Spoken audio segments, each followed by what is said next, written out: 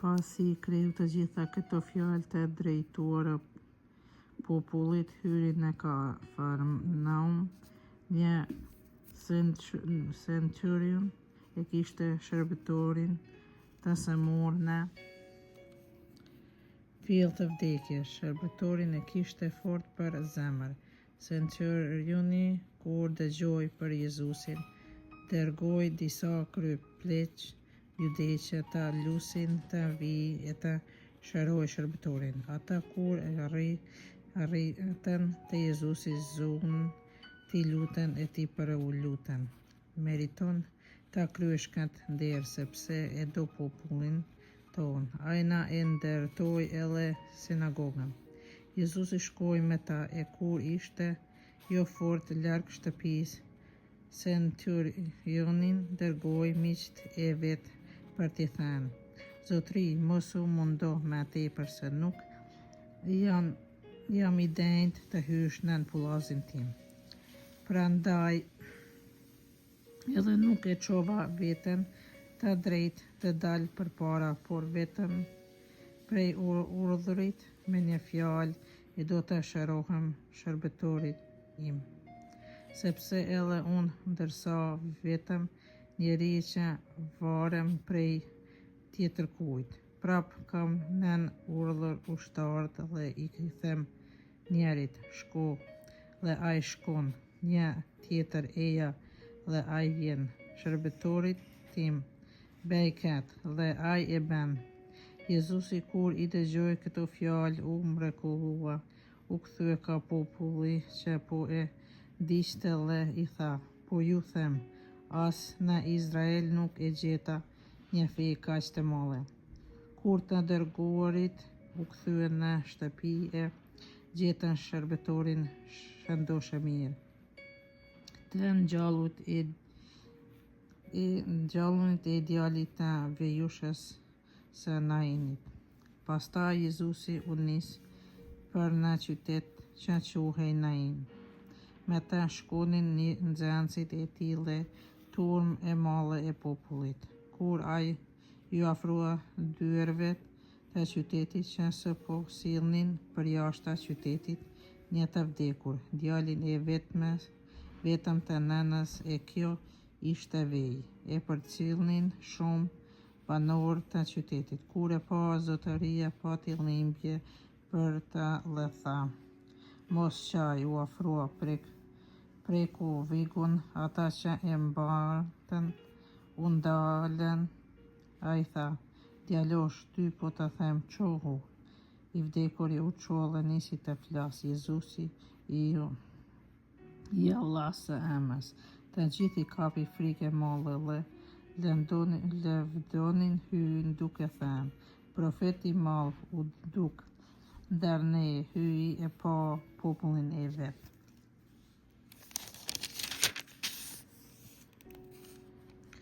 Dhe nëpër mbar Juden e në anën banë krahinës u hap zëri për ta.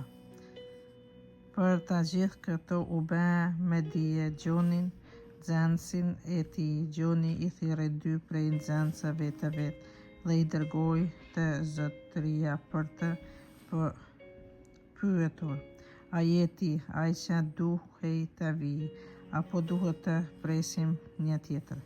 Këta kur erdhën te Jezusi i thanë: "Gjon pagzuesi na dërgoi te ti që të më pyesim: a je ti ai që duhet të vijë, apo duhet të presim një tjetër?"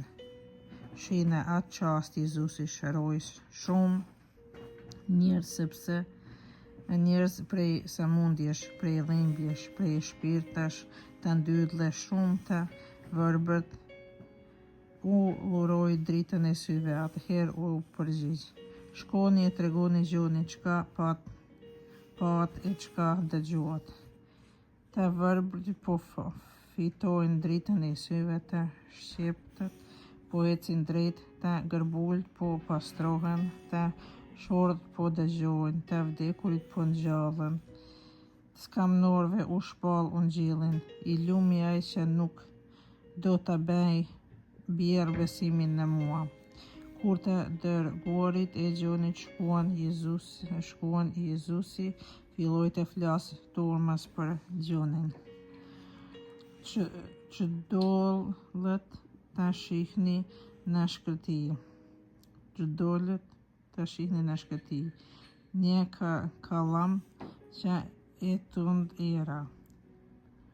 Atëherë ç'doll të shihni një njeri që veshur me petka të bukura.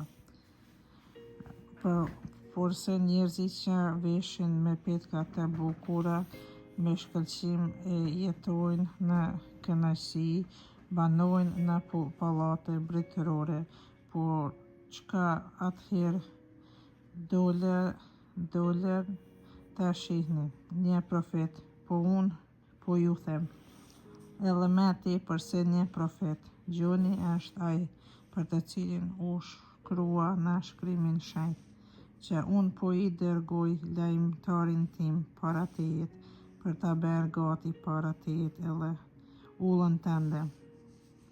Unë po ju them, s'ka djalë nëne që është me i masë Gjoni, megjithatë edhe me i vogël në mbretërinë e hyrit është me i madh se ai.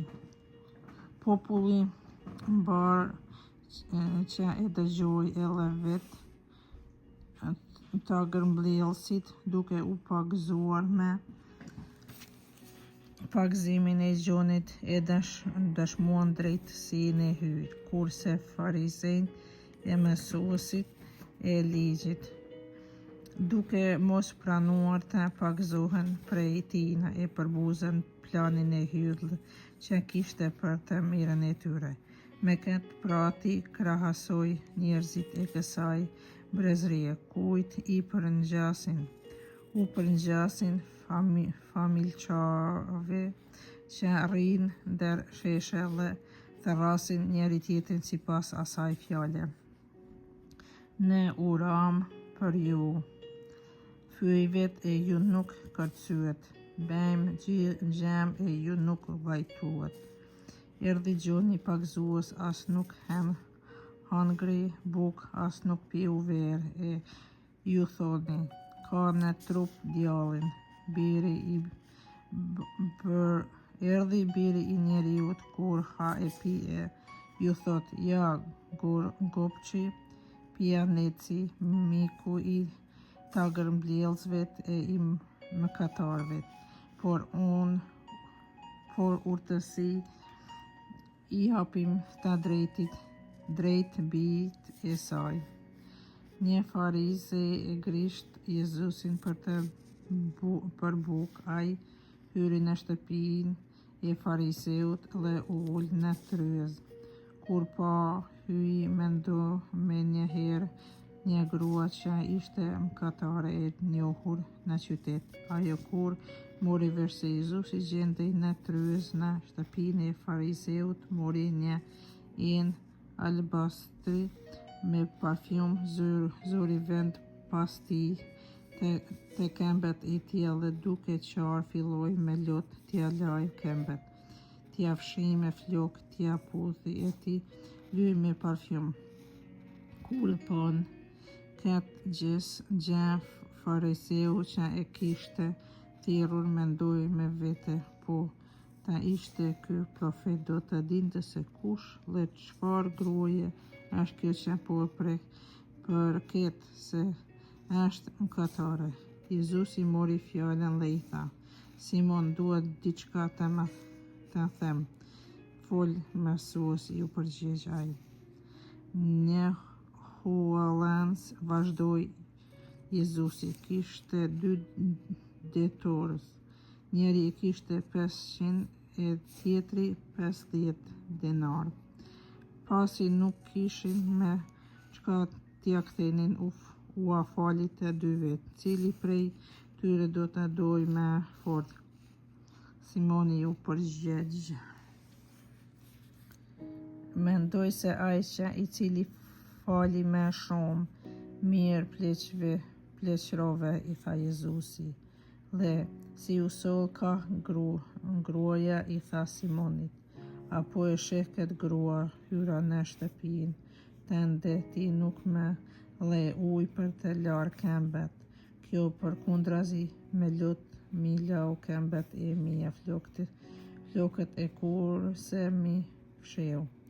Ti nuk me le puthjen e detyruar. Kjo përkundrazi qysh se hyri nuk pushoj të mi puth këmbët, ti nuk ma leve kryet me vaj. Kjo përkundrazi me parfum mi len këmbët e mia.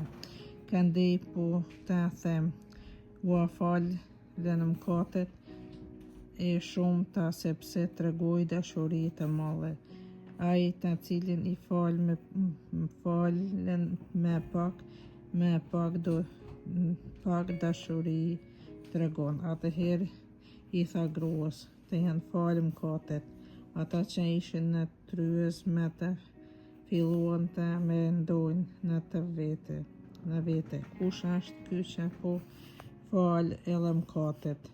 Por ai i tha gruas, feja jote të shpëtoj, shko në paqë.